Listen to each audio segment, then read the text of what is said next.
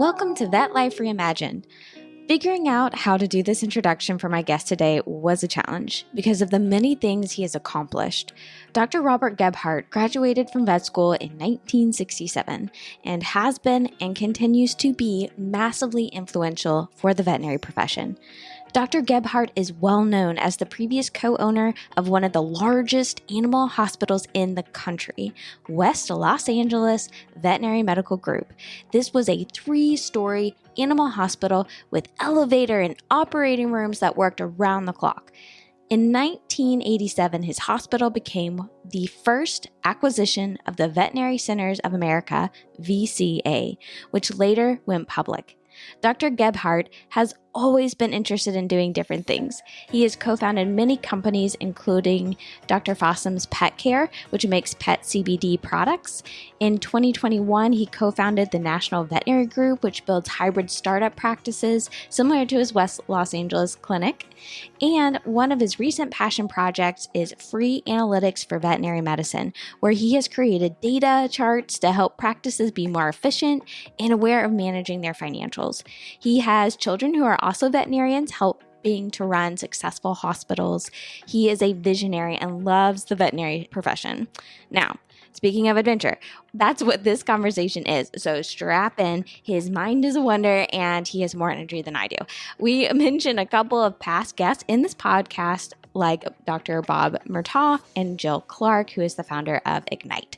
So excited to share this whirlwind of a conversation. Let's go. I am so fascinated by, your story, how enthusiastic you are. I love that when we were talking earlier in the week, you said you think you're more excited today than you ever have been. Oh, no, I am excited. I see it coming together. When I sold West LA back in 86, what more can we do in practice? We're doing all these things, how can we improve beyond this, what we're doing? So I thought we reached a limit, but by no means did we, it keeps growing, it keeps improving. And, I'm doing that practice in Stockton.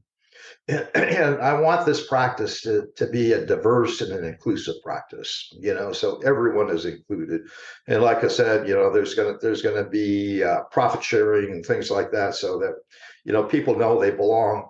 And along with having our own HR system with using Ignite and what they're doing with the videos and everything, really lends itself to that. So. We can improve people's lives, and what better industry to be in than veterinary medicine? I always say that, I get to deal with people that like pets as compared to those that don't, right? Yes. And that says a lot. That says a lot in the world, right? Yes, absolutely. So I think your story, your attitude, what you've been able to accomplish in building numerous and large practices. I kind of want to go back a little bit. And how did you even get your initial interest in veterinary medicine? Well, that's a good story. I growing up, I was, I'm the typical veterinarian, very introverted. Okay. And so animals were really important to me because I could more readily communicate with them than my parents, and as we all are, I think. We talk to our dogs, and I still do. I got this little Brittany, she's gun shy, and, I like to hunt, but God, she's the sweetest dog ever, and we snuggle and kiss every night. We got a routine where she crawls up and I hold her in my arms and we kiss, and, it's such a pleasure, so I always had this affinity for animals and communicating with them. And so I got interested in bird hunting back in Minnesota, where I'm from. And so I raised Brittany Spaniels. Okay, so I always had Brittany's. They're always named Sassy because that way I don't forget their names. So I think I'm on Sassy 7 or something by now. And but I really enjoyed that. And then one of my bitches had a vaginal discharge, and I took it to a local veterinarian that worked at the University of Minnesota, and he had a little clinic in his basement that he worked out of. And he sort of mentored me, and we went in there and we did the surgery on the animal, with him taking out the uterus. And that just brings me to I remember when Jaja came in at 2 o'clock in the morning one evening, and it was just me and her, and she had a new puppy. I think it was probably 12 weeks old or so, 14 weeks old. And I palpated, it was vomiting and et cetera, not eating. And I palpated a mass in the intestinal tract. And so I had her scrub in with me. So I had her put on a mask and a cap, and because it was just me and her, so and I wanted her to participate in this, and so she was across the table from me, and we went in, we opened up that abdomen, and we got out the little piece of a rubber toy that was in the GI tract there. But yeah, it was, and I really believe that the more you involve your clients with your cases, the better. I always thought that you should have an open hospital. And I really believe that these hospitals belong to the neighborhood, the community, the clients. And so I always had an open policy as far as visitation, et cetera. I thought it was very, very important. And like that story I was relating to with the Hispanic ladies there in Los Banos, my Central Valley practice is, those Chihuahua puppies would come with parvo, they're 8, 10, 12 weeks old. And one of the veterinarians started putting IV catheters and bolusing fluids 2-3 times a day for them to do at home. And, those animals improve so dramatically because those pets are held, and they're fed and they're kept warm, they're kept clean. I mean, we can't do that. We can't dedicate a person. And we keep a good close eye on them. We check it every couple of days, and it makes it they're doing okay. But it's amazing what you can do if you get the clients involved. And and I told you about the way West LA got built. So I bought that practice, like I said, in 1968. I was like 5-6 months out of school. And I didn't know how to do much, except I was very enthusiastic. And the practice I was in Pasadena was just a fantastic practice. And my partner and I really got along. He always wanted to see we were big into radiology. We had a 300 MA X-ray machine, all this stuff. And he was always interested in seeing a cat with a saddle thrombus and being able to radiograph it and show it radiographically. And so he was on vacation for a week, and I had 3 cats in 1 week come in with saddle thrombosis, and I could tell it was by the 3rd cat, I could tell it was a saddle thrombus because I could hear it walking through the door. The cry that they make in pain is just, heart wrenching. And so I was able to radiograph them and show that saddle thrombus, for him. And then one time I was taking calls for, I think we had a CE meeting at the hospital there. I was taking calls for the interns because they were all upstairs. And one evening I had 3 cardiac tamponades come in. Unbelievable. But that's a can-do attitude.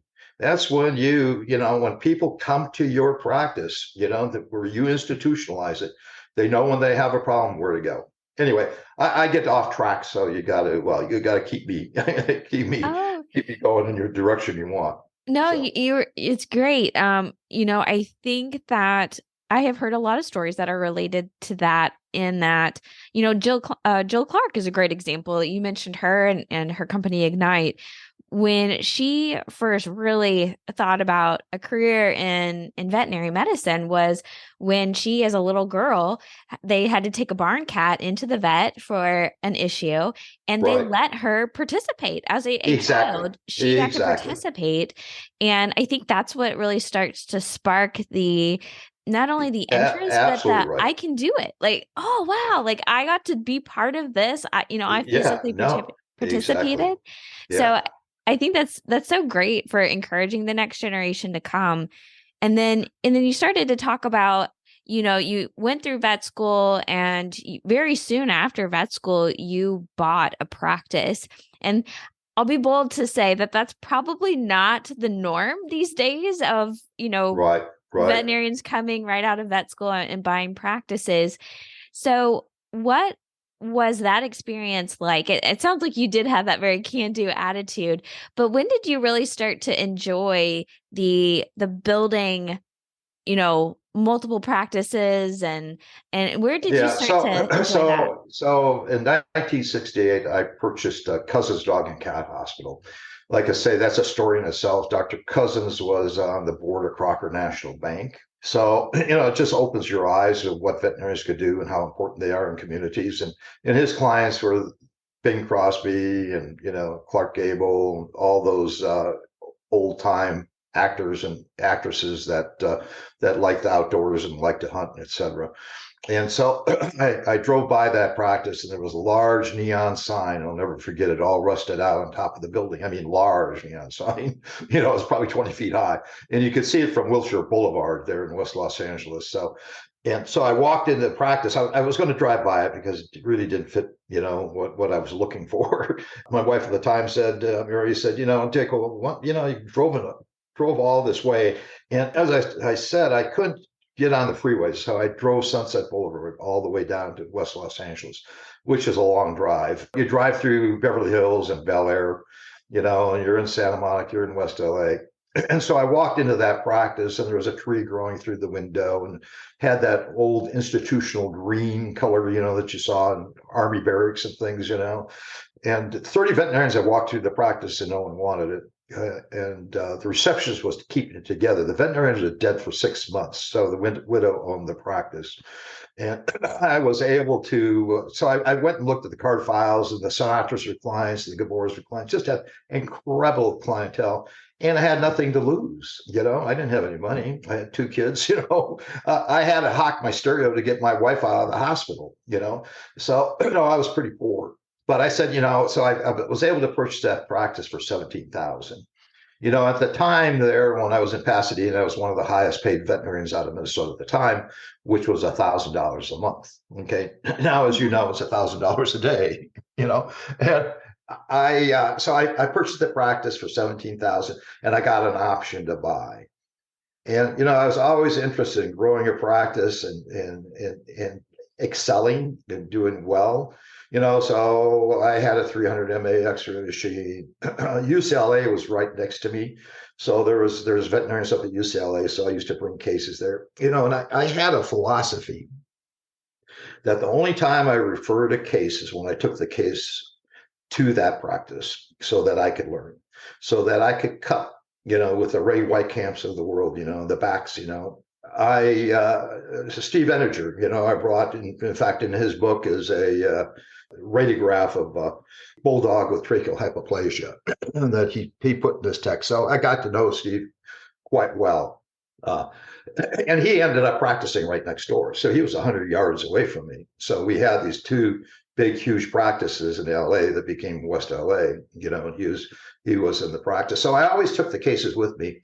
And how I built that practice is I made it a walk-in practice. And I did that because I learned in that area that there's a lot of veterinary hospitals, probably 8 of them, right on within 2 blocks on Sepulveda Boulevard. And none of the veterinarians spoke to each other. They didn't get along because they broke off from each other and started their own practices. So I said, I don't want to associate my name with a client.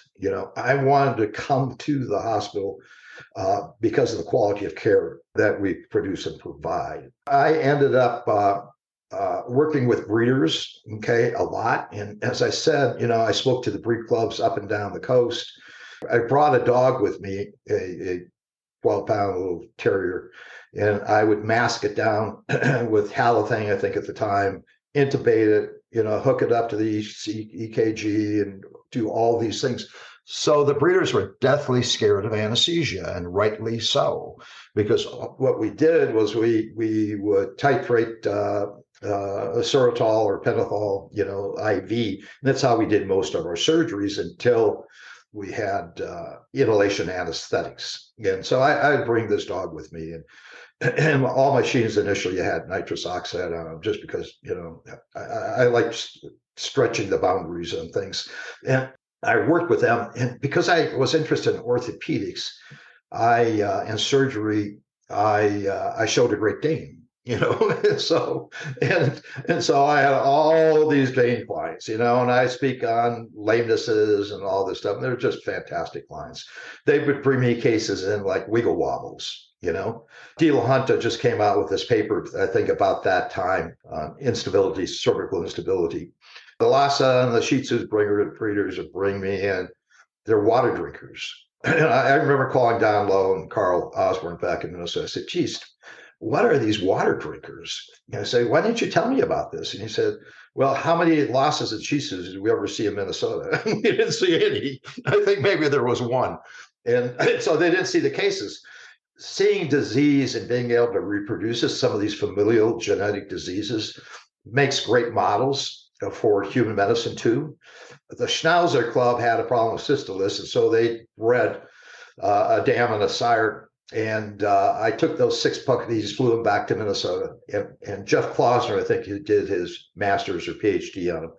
All 6 of those pups came down with bladder stones, with syphilis, obviously. And that's how that NIH project, I mean, that huge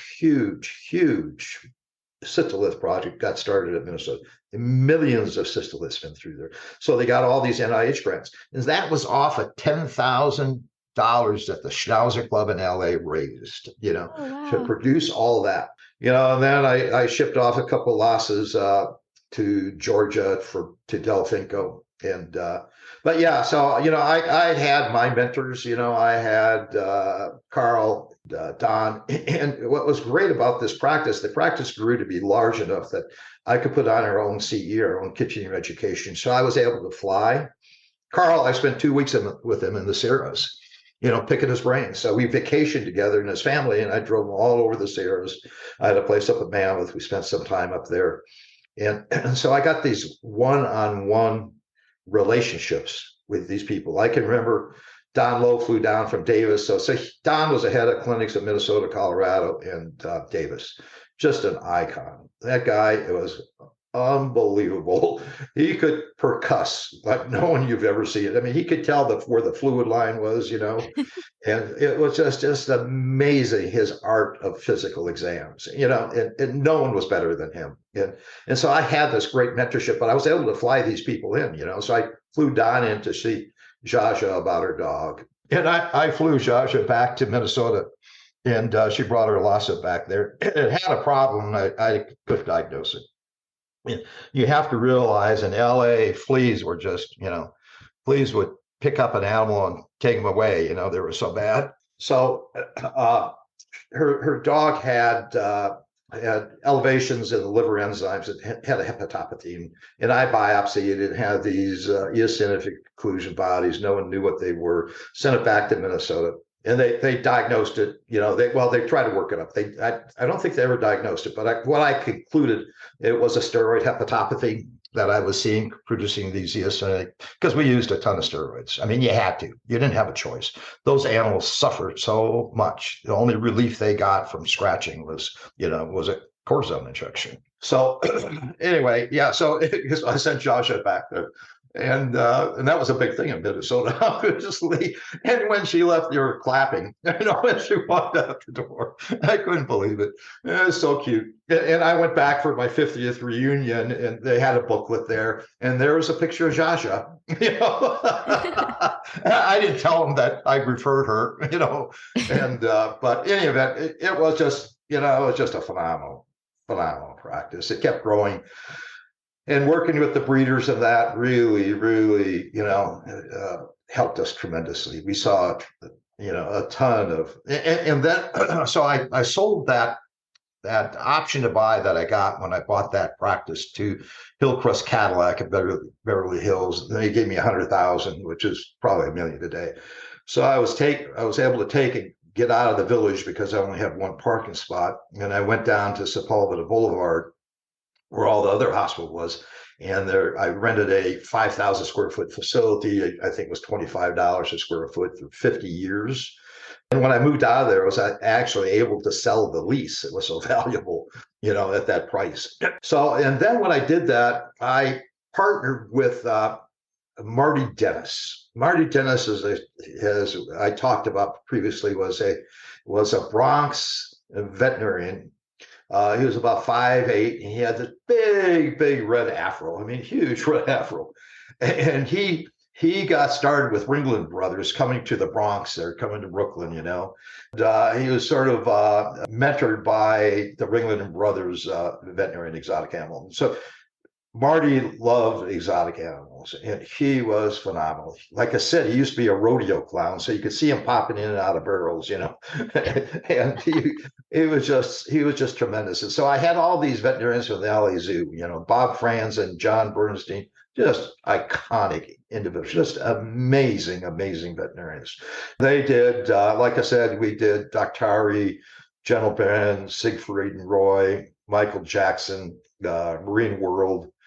It's just, I remember Tippy Hedren coming in when these guys were gone, and she had 50 lines. They all had ringworm. And so, yeah, big problem, trying to solve. But anyway, it was just so much fun. We used to, elephants from Indonesia used to come, and baby elephants to get climatized, et cetera, and get wormed, et cetera, for insurance purposes. So we'd exercise the elephants around the block. So you can imagine in the middle of the city, we were walking baby elephants around. So it caught a lot of attention. And I remember a client coming to me and say, geez, doc, we come to you when we have major problems. And I always try to push the boundaries, like I had image intensifiers and, just the latest with everything, and I used to fly, Bob Pensinger, was one of the original cardiologists, grandfathered in. I used to fly him into LA. In fact, I remember a client, when I was up in the village, had stiffed me on I think it was a Yorkie with heart failure. She stiffed me with the bill. And I really pursued, I would let clients charge, but boy, I would pursue them in small claims court if they didn't pay me. And so I got a judgment against her, and I actually pulled her car out of the parking garage on Wilshire Boulevard. So, and until she paid me. So from there, so I was on West LA, and Marty was part of that practice, and all these veterinarians. And then, like I said, we didn't have any parking, so I moved the practice down the street. And at one time, we owned 3 practices. We had a cat practice within 2 blocks. So on the next block, where Steve Eniger ended up, there was a practice that I bought that I tore down and built a 3-story, 2-elevator hospital. I went from 5,000 square feet, which everyone thought I was crazy, to 15,000 square feet. And I remember Ross Clark and Dennis Henson, who Jill spoke about, that they're his mentors. So, so I moved that practice. But in 1978, I had contracted with 2 software engineers from TRW, from the rocket lab there. And I think SpaceX is in that space now, and to computerize West Los Angeles. And I picked a system called an Alpha Micro. I went to Hawaii for a week and studied computers and tried to learn about them. And there wasn't much of a choice. I think there was Ohio Scientific and Alpha Micro in a micro form that you could afford. There weren't mini computers, or mainframes. So my computer was a hard disk drive, where everyone else in the industry at that time were using floppies. And so we programmed that out. I mean, and every time I solved a problem, and that's why I like computers and software, because I could solve problems once and for all, and so this was a really great system. And people still talk about it today, how stable it was. You never had to reboot it. And and I built it for cash control, because getting embezzled is a common problem. And so it was built for cash control. So I ended up having 5 practices in West LA, and all of them were on that computer system, So that started with the networking of computers.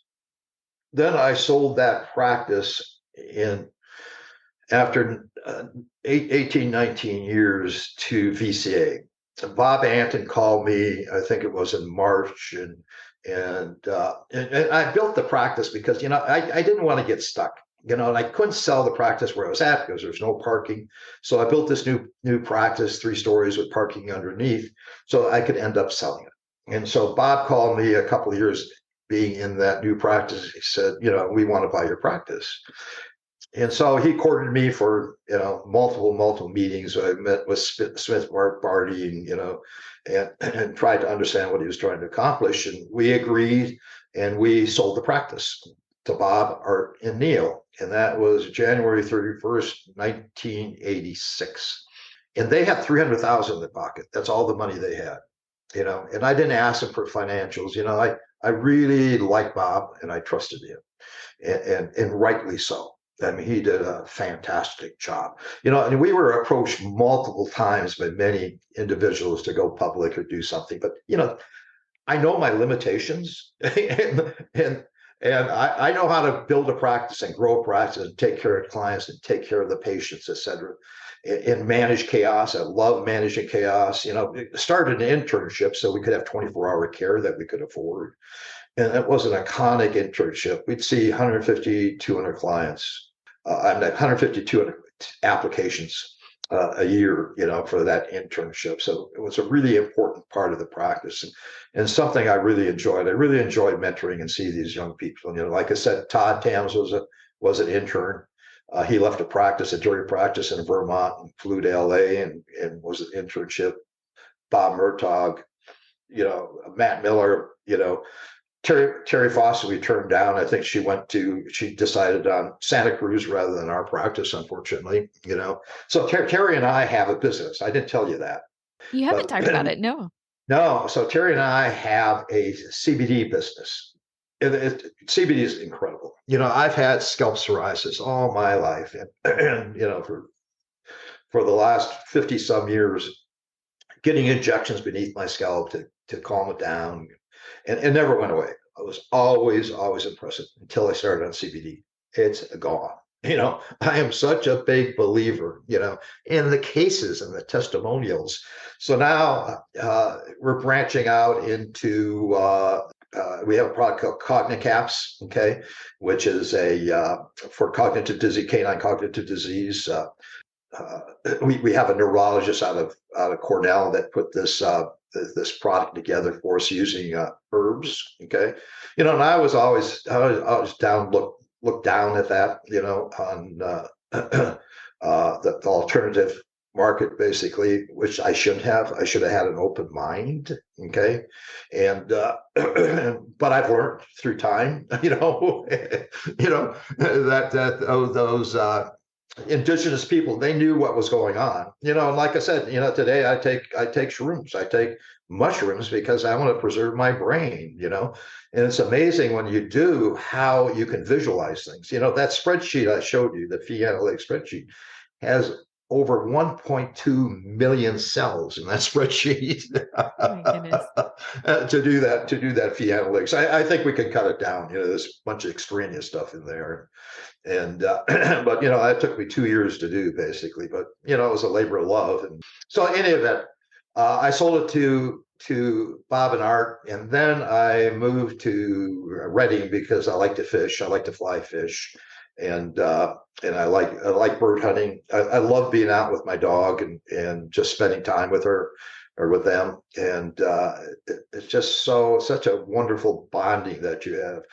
And all I can say is pheasants must stink a lot because these dogs can pick them up from 100 yards away. It's just amazing. And the relationship that you have with a hunting dog is so incredible. You're so close to each other, and you hunt for the dog. I don't hunt for myself. I hunt for the dog because I love to watch her. Love to watch her.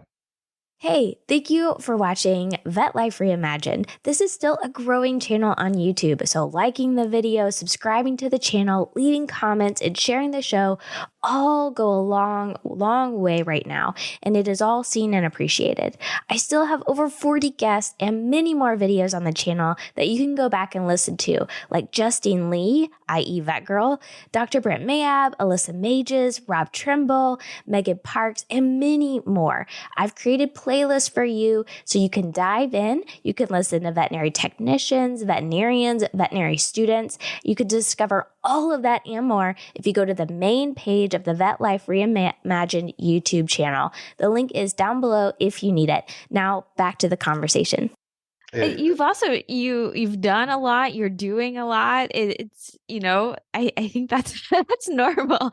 Well, I just love how well you have built relationships from clients to colleagues. I loved hearing about, vacationing together with colleagues, intentionally going to them, learning from them, your eagerness to learn, your your interest in building relationships also in helping the next generation as well. Because when we talked earlier this week, you mentioned that the internship program was one of your favorite things that you did in that practice because you like teaching and mentoring and helping the next generation. And it's something you've said a couple of times that it's it's about the next generation now for you. You want to give back.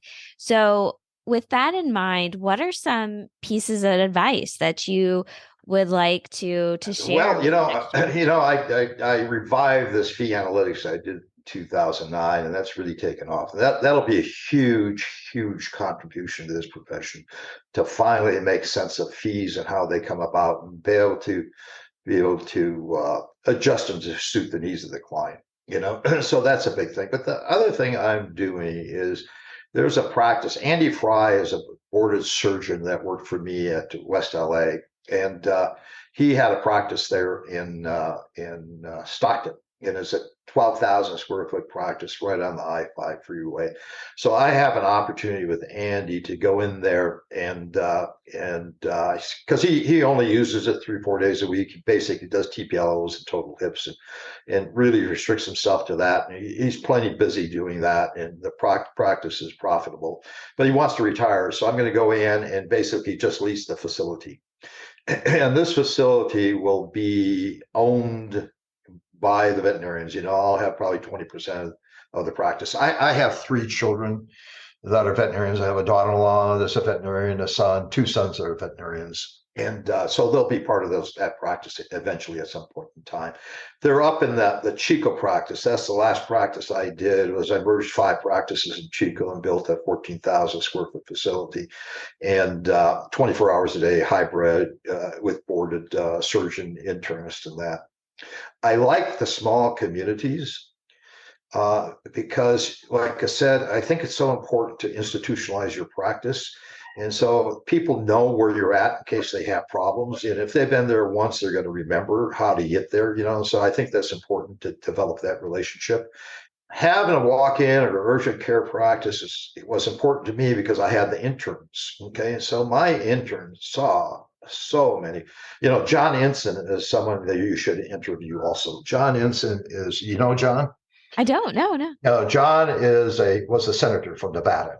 Oh. He's was an intern of mine. He showed up in a Porsche. Okay. Oh. And John father owned casinos, Mandalay Bay. John just tremendous. He always talks about one night where they saw, I don't know, 200 clients or something, and 3 of them, because it was just them. It's just Oh. the interns on, and they loved it. They ate it up, and it got to the point. I always see a case, and these kids, you got to realize they're the best coming out of these schools. I mean, they were so much brighter than me, So I always write on the chart, hospitalized, diagnose, treat, and release, and, because they would do whatever they wanted to do. They'd call up the clients, they'd get more history. They were just fantastic. And so I enjoyed them so much. So in this practice, I want to make this practice like that. I want to make it inclusive, practice. I want it to be diverse. I want young veterinarians to be mentored and have partnerships. I'm talking to Sal Rollo there at Antec, and about putting a stat lab in. I had stat lab in the practice I went to in Reading, and having an in-house lab, stat lab, really tremendous, incredible. So getting results right away on these panels of that, you can do so much more. And so a stat lab would be great. There's Carrollton College. I think they have 300 RVT students. I want to rotate them through there. So I want to provide to the staff also profit sharing, so they can actually, and this is why I'm interested in what Jill's doing. I did I love my profession. I can't get enough of it. And it's just the most amazing, pleasurable thing that you could ever be or ever be part of. I mean, such a blessing. I always say that my hospital is my temple. That's my church. I do God's work. And we do, as veterinarians, we do God's work. It is so important, that connection. I presume some point in time we'll be able to talk to our dogs and, maybe carry on a conversation with the cats and things like that. But anyway, so I want to make this practice a teaching facility. And what I want to do is transfers. So I want to support all the neighboring practices because I know what it's like to be in small practices. It's very difficult, to do that type of quality care, And so I had some small practices and I want to be able to support those practices with transfers. So, I'm talking to Steve May, who Steve had a chauffeur service, he had limousines that would pick up cases for me at West LA, and bring them to the hospital. And so I reached out to Steve. I said, geez, let's do a transfer service. Let's get 3 or 4 vans because I'm right on the I-5 freeway. So I can have signage up and down that freeway and on top of the building, it's right there. So it's just a perfect spot for me to do something like that. And so I can go down the I-5 corridor to those small towns and to the 99 corridor up to Sacramento. San Francisco's an hour west of me. So, we'd be able to do some really, really fantastic work. I want to get a hyperbaric chamber. I got a good friend, Bob Whitman, who he's got all the credentials, and so we talk, hyperbaric chamber, I think would be really, really interesting. We see a lot of snake bites, Mm-hmm. I think the Chico practice would see 100, 150, we have rattlesnakes right in our city parks, so, and, it's amazing. Veterinary medicine is such a fulfilling profession, and I think it helps. You got to know your boundaries. Okay. And I know my boundaries, one is I don't like appointments. Okay. And I don't want to make that connection. Some clients are very toxic. They have a lot of issues and they transfer their problems to you. And that's what hurts these younger veterinarians because they take it personally, and it's just such a shame. And when you don't have that appointment system, you get a little bit of space, okay, so to speak, from them. And so that's what I want to do with that practice. I want to make it a show place. I want to, I like software. I want to try all these apps. I want Antech's coming out with their own in-house equipment. I want to have Heska, Antech, IDEX equipment, so these RVTs can learn, and they can be part of that practice. Because that's a big problem. I was back at Minnesota talking to the dean. She's our biggest problem, the staff. The veterinarians are a problem, but the staff is a bigger problem. We just can't entice them. And that's why that fee analytics is important because you can see what the RVT lends to a practice, and what they could do and what you could do for them. The productivity of veterinarians is about 50%, so we got a lot of room. I mean, if we can increase that to 60 or 70%, we can pay the technicians more, the doctors will get rewarded more. And that's why fees are important. You don't update your fees, the veterinarians don't get a raise because most of them are on production, and so you got to do that. You got to stay on top of it. And so with this, I made it so that it was so it would require very little work or effort. You put in the EBITDA or the dollar amount that you want, or maybe you want to keep the fees flat.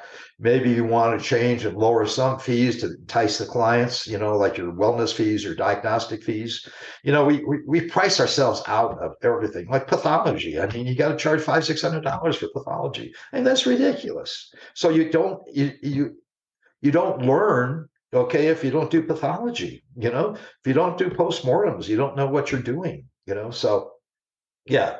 Anyway, so it's been a good ride. I'm not finished. I'm very healthy, and I'm bored to death. So I got to keep going. So there's just so much more I can do. And it's just it's pretty exciting. And it's really nice that I have 3 children because we talk veterinary medicine all the time, and I'm Yeah. going to have to go back and get caught up if I'm going to start this practice and get up to date with everything, because I haven't practiced for probably 7 years, and so that's a long downtime, and a lot of changes have occurred, obviously. But yeah, anyway, so it's been just a fantastic time that I've had, and I'm not finished. I got things I want to get accomplished, and like I say, I like the Megan Sprinkles. So are you related to Ted Sprinkles?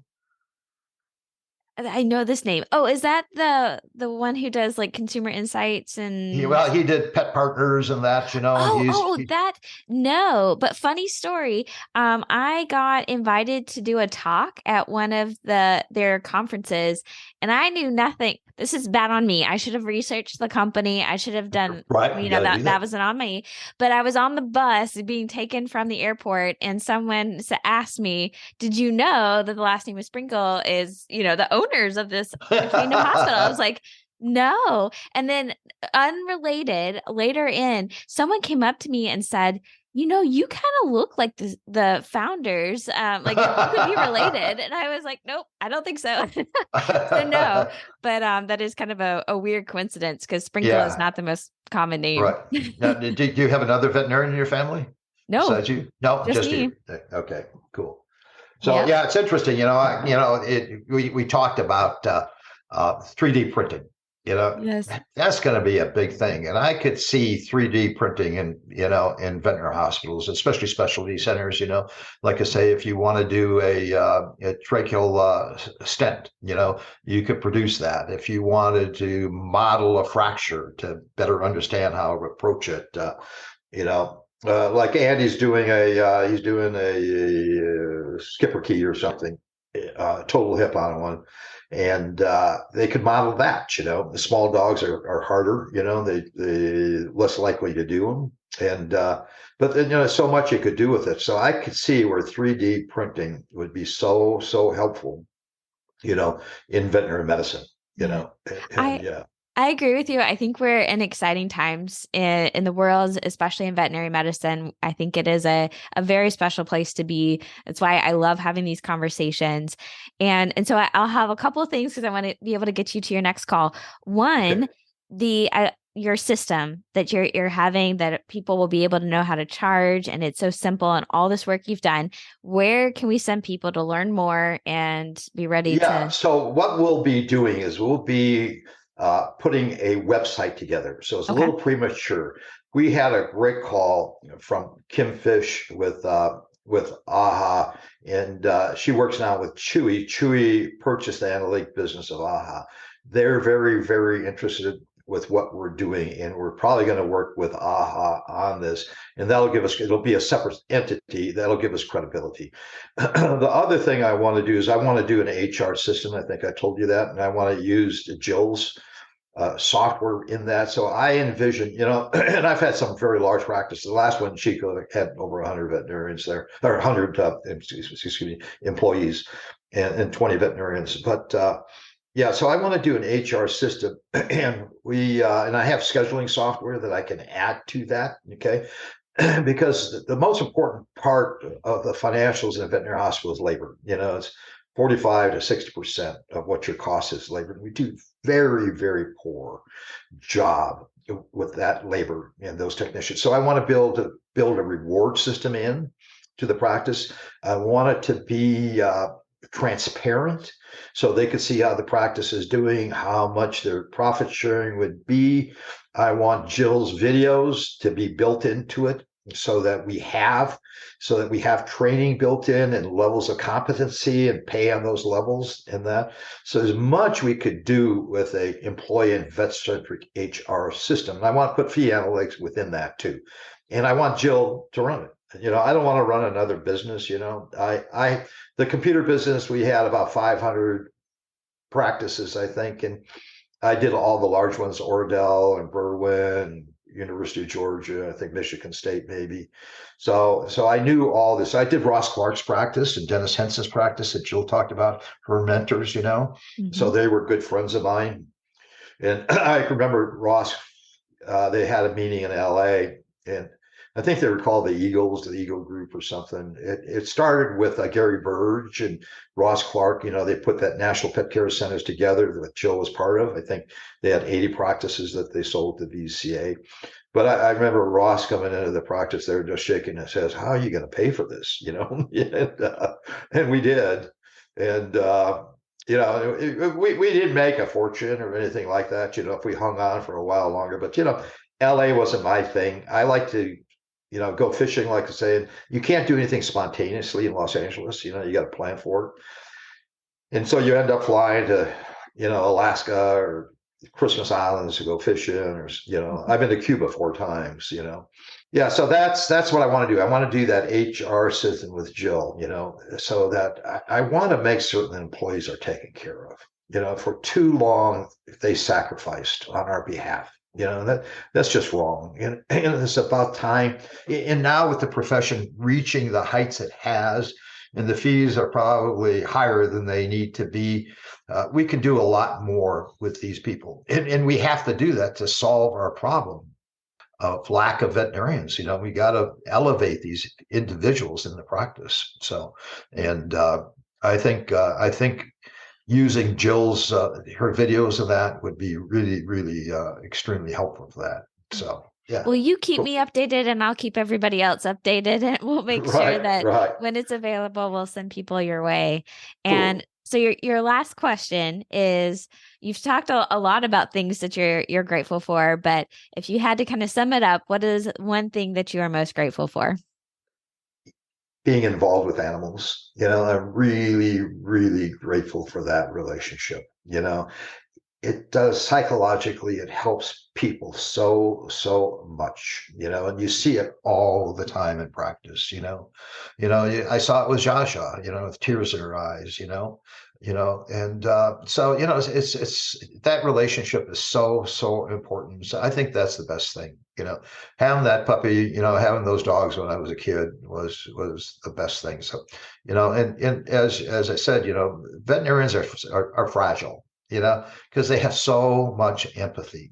They care so much, that at times can be, cause some difficulties, cause some problems, especially like Julia says, if you don't know your boundaries, you got to be able to say no. So I could tell you stories that, in fact, I'll tell you a story.